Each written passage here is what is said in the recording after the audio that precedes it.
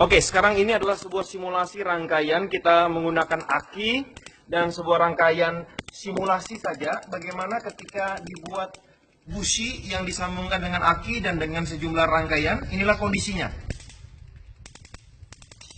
Ketika busi mendapatkan asupan listrik dari aki, diteruskan kepada busi, busi mengeluarkan api, terjadi ketidakstabilan. Dan sekarang kita akan memasang minikon, ya. Kita akan colok minikon. Nah, inilah yang terjadi. Pengapian terjadi secara sangat-sangat maksimal sekali. Pembakaran yang sempurna. Sehingga setiap bahan bakar yang masuk akan dibakar secara maksimal. Sekarang kita lepaskan lagi. Nah, ini kondisinya.